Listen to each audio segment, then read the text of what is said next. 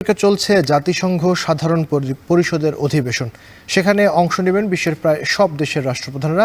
অন্তর্বর্তী সরকারের প্রধান উপদেষ্টা ডক্টর মোহাম্মদ ইউনূসের নেতৃত্বে অংশ নেবে বাংলাদেশের প্রতিনিধি দল। নিয়ে আমরা আরও বিস্তারিত জানতে চাই। এই মুহূর্তে জাতিসংঘ সদর দপ্তরের সামনে রয়েছেন, বাংলাদেশের স্থায়ী কার্যালয়ের সামনে থেকে যুক্ত হচ্ছেন সহকর্মী মাহমুদ রাকিব। রাকিব, জানাবেন জাতিসংঘের অধিবেশনের মতো বড় পরিসরে এরকম বৈশ্বিক একটি আয়োজনে ডক্টর ইউনূসের নেতৃত্বে অংশগ্রহণের মাধ্যমে বাংলাদেশ আসলে কিভাবে লাভবান হতে পারে এবং সাইডলাইনে প্রধান উপদেষ্টার আর কি বৈঠক বা সাক্ষাৎ রয়েছে?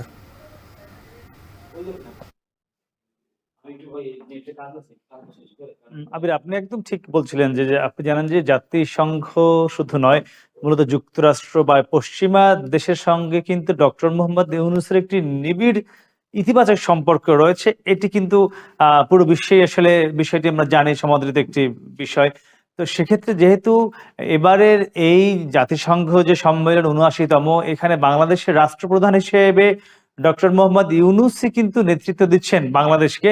সে কারণে বাংলাদেশের এবারের এই সম্মেলন থেকে অনেক বেশি কিছু পাওয়ার সম্ভাবনা রয়েছে। আর আমরা এই মুহূর্তে রয়েছে সে জাতিসংঘ যে সদর দপ্তর রয়েছে, তার অপর পাশে জাতিসংঘের যে বাংলাদেশের স্থায়ী মিশন রয়েছে, সেই মিশনের মধ্যে আমরা এই মুহূর্তে আছি। আমরা কিছুক্ষণ আগে এখানে জাতিসংঘ এই মিশনে বাংলাদেশে যারা নিযুক্ত কর্মকর্তা রয়েছেন, সেরকমই একজনের সাথে কথা বলছিলাম। তিনিও কিন্তু এই বিষয়গুলোই বলছিলেন।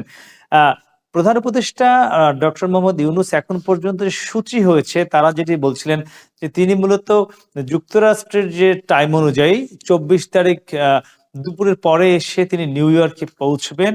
এরপরে তিনি এখন পর্যন্ত প্রায় ৭ থেকে ৮টি দেশের সঙ্গে দ্বিপাক্ষিক বৈঠক, বাইল্যাটারাল বৈঠকের সিদ্ধান্ত হয়েছে। সে দেশগুলো হলো পাকিস্তান, নেপাল, মালদ্বীপ, জার্মানির কথা বলছিলেন, নেদারল্যান্ডের কথা বলছিলেন। এছাড়া যুক্তরাষ্ট্রের পররাষ্ট্রমন্ত্রীর সঙ্গে একটি দ্বিপাক্ষিক বৈঠক রয়েছে। আর ভারতের প্রধানমন্ত্রীর সঙ্গে ডক্টর মোহাম্মদ ইউনূসের কোনো দ্বিপাক্ষিক বৈঠক হবে কিনা, এমন বিষয়টি কিন্তু আমরা জানতে চেয়েছিলাম অনানুষ্ঠানিকভাবে।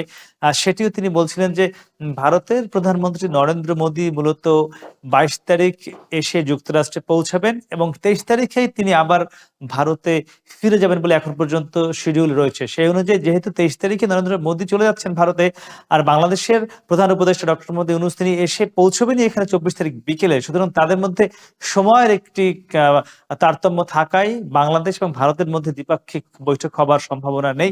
তবে যুক্তরাষ্ট্রের প্রেসিডেন্ট জো বাইডেনের ২৫ তারিখ বিকেলে একটি অভ্যর্থনা হয়, প্রতি বছরই হয়। যুক্তরাষ্ট্রের যিনি প্রেসিডেন্ট থাকে তার এবারও সেটি হবে। সেখানে বাংলাদেশের হয়ে ডক্টর মোহাম্মদ ইউনূস অংশ নেবেন এবং সেই যে অভ্যর্থনা অনুষ্ঠান, সেখানে জো বাইডেনের সঙ্গে ডক্টর মোহাম্মদ ইউনূসের আলাদা কিছু সময় হয়তো দ্বিপাক্ষিক ঠিক বৈঠক নয়, হয়তো আলাপ আলোচনা বা কথা হতে পারে। সেখানে বাংলাদেশের যে এখন অন্তর্বর্তীকালীন সরকার রয়েছে, কর্তৃত্ববাদী সরকারের, শেখ হাসিনা সরকারের বিদায়ের বিষয় রয়েছে, সে বিষয়গুলো আলোচনা কিভাবে বাংলাদেশ আরো অর্থনৈতিকভাবে এগিয়ে যেতে পারে, সেখানে সে বিষয়গুলো কথা হতে পারে বলে ধারণা করা হচ্ছে।